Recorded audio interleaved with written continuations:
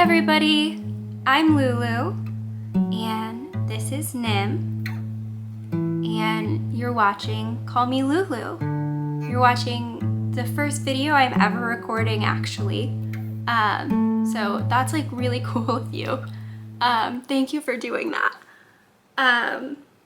For my first video, I'm going to be going through the Authortube Newbie Tag, just talking a bit about like what my goals are for Authortube, for writing in general, kind of in life, and just trying to give you an idea of what my channel is going to be about.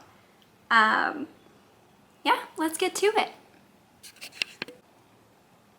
Question 1. How did you find out about Authortube? I found out about Authortube just from it popping up in my recommendeds. I watch like a lot of YouTube, like a ton, like a concerning amount. When I was working in mental health, I would be able to do my case notes from home, and I would just have like YouTube on in the background.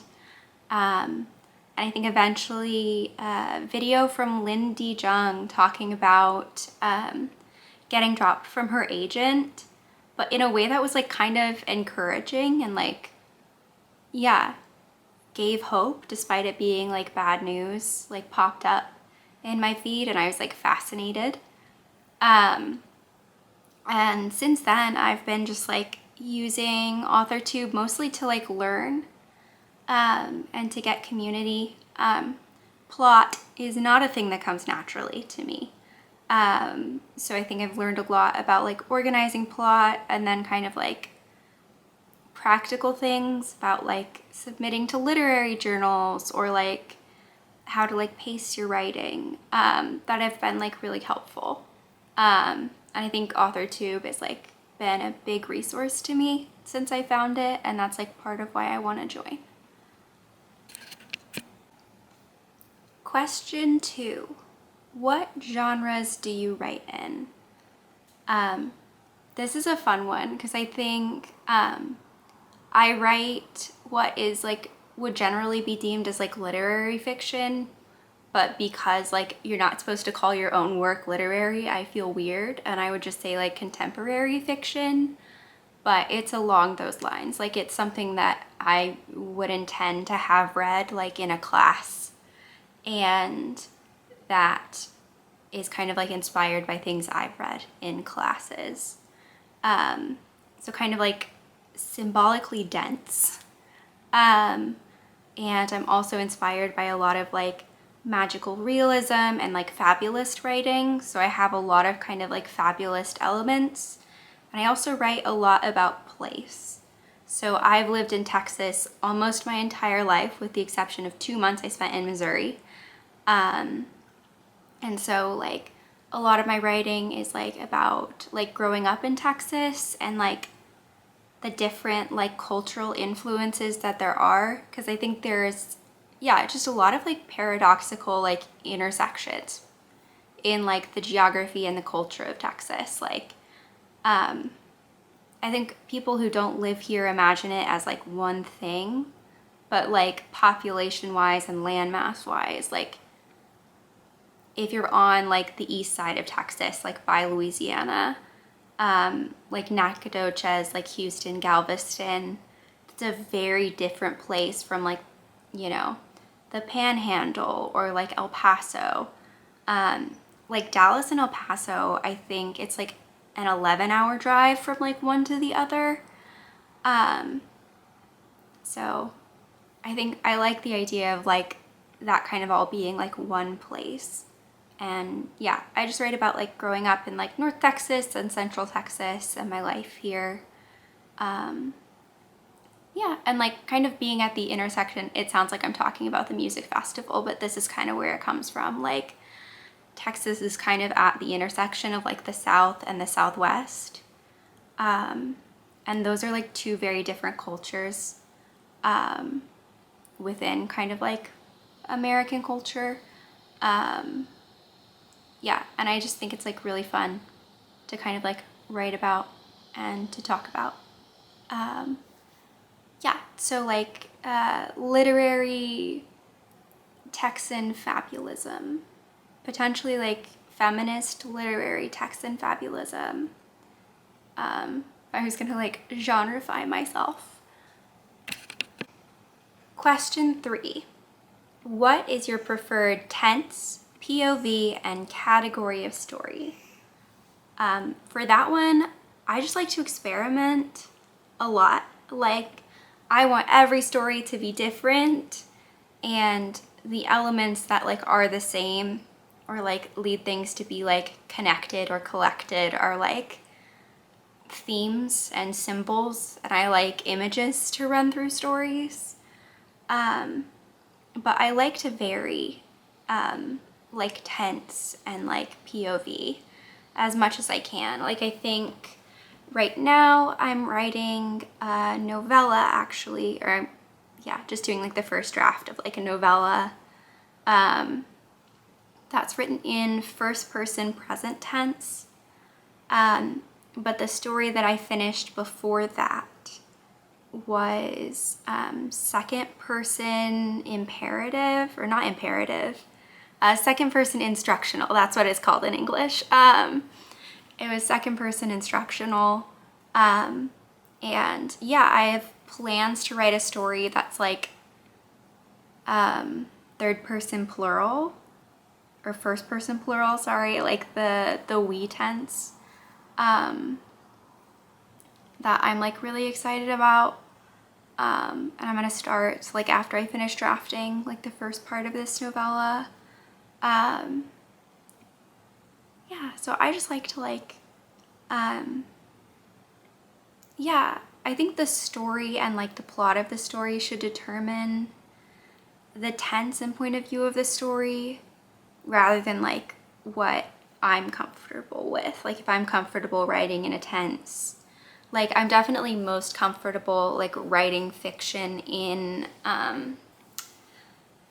first person past tense, because I think that's what like a lot of literary fiction is written in, or in like third person past tense, because that's what a lot of like fantasy is written in, and those are the genres that I read the most. But I think my cat is trying to knock over my camera. Nimue Claudette Palmer. Oh, she's trying to chew on a pen that's on the stand. Okay, well, it's mine now. Yeah, and I like writers who experiment, like Lori Moore's collection, Self-Help, was like incredible.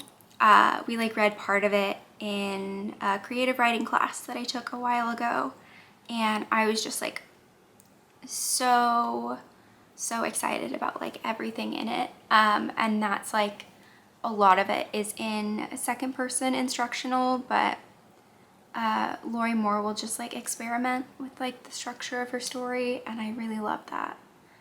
And as far as like category of story, I think I'm gonna put in the title of this video that I like keep writing short stories, and I really do. I love writing short stories, and they're just like going in my head all the time. Like, I'm, you know, taking the cat for a walk story, or like taking the recycling out, I have like a story in my head, or I'm like brushing my teeth and I have to like run to my phone to like write down the idea that I have. I'm also doing a novella right now, and I have an idea for 2 like full-length novels that I'm gonna try and do a little bit later. And I did, I think 2 years ago now, like I think in like 2022, I wrote like 2 novel-length projects, and as they are, I don't think they're like fit to see the light of day, but I think there are definitely things about each. Like, one was about a mermaid in graduate school, and as silly as that idea sounds, I love it. And then one was like a high fantasy that was like very political. And like I liked a lot of like ideas from it. So I think I'll draw from those, but you will probably never read anything from them, and that's to your benefit.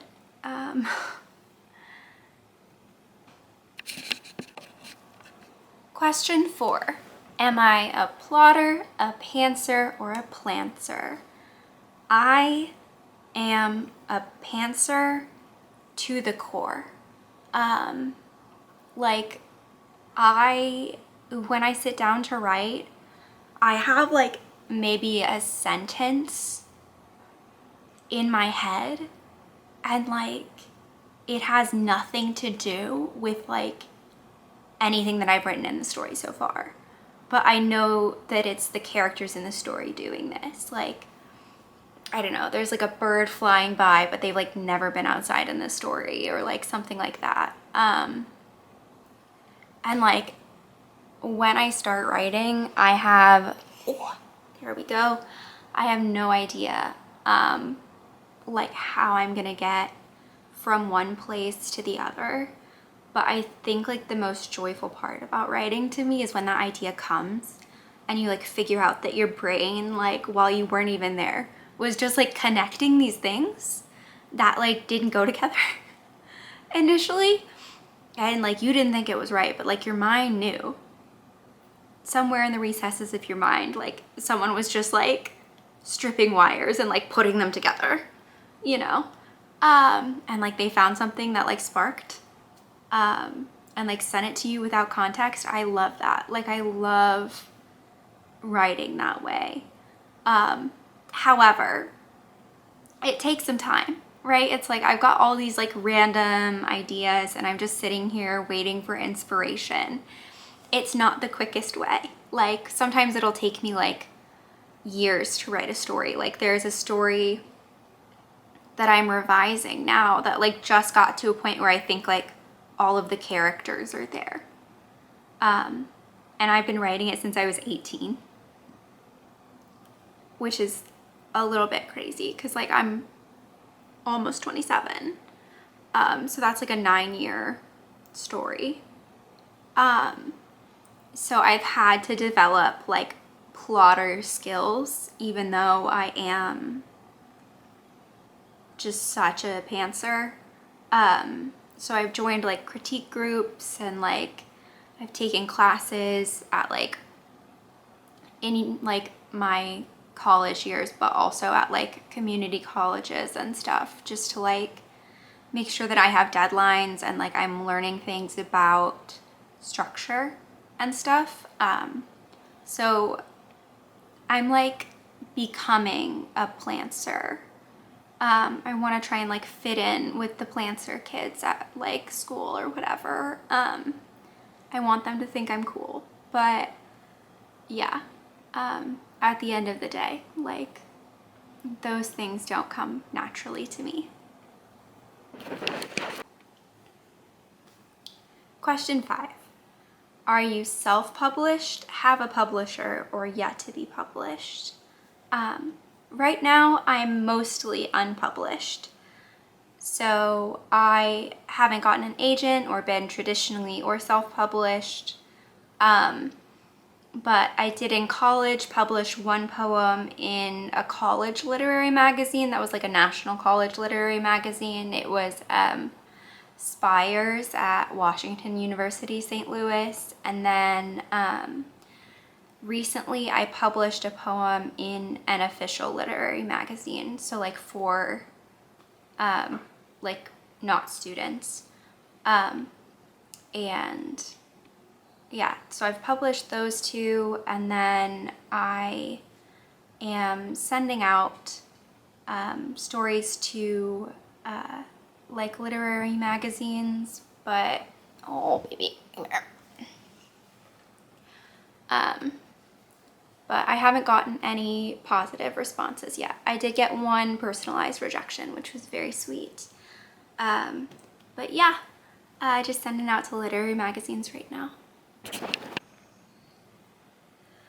Question 6. If you're not published yet, who is your dream literary agent? So I could talk about this for a really long time. I really like the way that like, I don't like it. It's sometimes pretty not cool, but I think it's really interesting the way that like writers and literary agents and publishers all work together to create like one solid like book or novella or like artwork. Yeah, so I do a lot of research, even into like agents for genres that I like probably will never write in, or like whatever. I could, yeah, probably talk about agents for just like a very long time. I guess I feel like if I end up in the literary world and I'm not a writer, I would actually love to be an agent. In the critique groups I'm in, I really, really love like helping other people like shape their stories, and it feels like genuinely magical to me to be able to assist in this process, like a process like that. I'm actually starting to cry. But I really, yeah, like helping someone you care about, like develop something. And I think maybe it's because I like worked in mental health for so long. Not for so long. I worked in community mental health for 4 years, which like if you worked in community mental health in Texas, it's a long time just because of the lack of resources, but not a long time for like a career. But yeah, I really admire like when people are like vulnerable and like share their work. And you're able to kind of like get invested in their work and like cheer them on. I think that's really lovely. Yeah. I think it's kind of like a shame that like so many people like use like critiquing literature as like, or like other people, not like published literature, but like using advice from like a critique partner, or like using like an opportunity for critique of like someone's work to like be harsh or like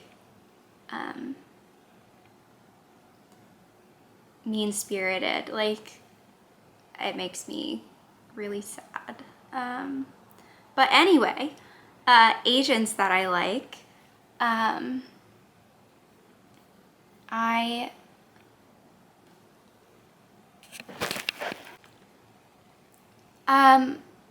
I really admire like the agents who have like worked on some of my favorite books or with some of my favorite authors. So I think like the Curtis Brown agency, they publish like Susanna Clark. So Jonathan Strange and Mr. Norrell, which is my favorite book. And then also Piranesi, which I read this year, so I'll probably talk about on this channel. And then they also published Study for Obedience, which was nominated for the Booker Prize this year. And I read, and it was very like experimental and like wonderful. So yeah, I appreciate Curtis Brown for those. And then Nicole Araji represents like two of my favorite writers. So she represents like Emily Fridland, whose work is just like amazing. Like yeah, I adore her work so much. And yeah, I just love like the way that she describes landscapes and like her prose. And then Stacey Swan is also represented by Nicole Araji. And I read her book Olympus, Texas this year, and it's definitely something I'm going to talk about on the channel. Yeah, but I think any agent who wants to make my work the best version of itself, like artistically, rather than making it the best version of itself, like marketing wise, is someone I want to be with. Yeah. And then for publishers, I like Faber and Faber covers. I think they're beautiful. And then I've always like wanted to be published by Farrar, Straus and Giroux, even though I don't think that they publish prose, which is like most of what I write. I might be wrong about that. but they published a lot of work by Louise Glick, who is my favorite writer ever, and has been since I was like 13 or 14. I like once wrote her New York Times reviewer a fan letter because I thought he did a good job like reviewing one of her collections when I was a teenager. But yeah, so anybody who's had anything to do with Louise Glick, I trust. Question 7. What Authortube content should we expect from your channel? Lots of writing vlogs. I write a lot and you will see that basically anytime I'm not doing any other activity to like sustain my life, like if I'm not like grocery shopping or like making food, I am writing. And yeah, if you want to watch like a pantser struggle to plot even the smallest of works, you will see that here. I can write flash fiction and be like, I don't know how to plot this. Yeah, and I think like I want to write, or I am writing a short story collection, and I want my first draft finished by the end of this year. So you're gonna be able to see me walk or like work toward that, and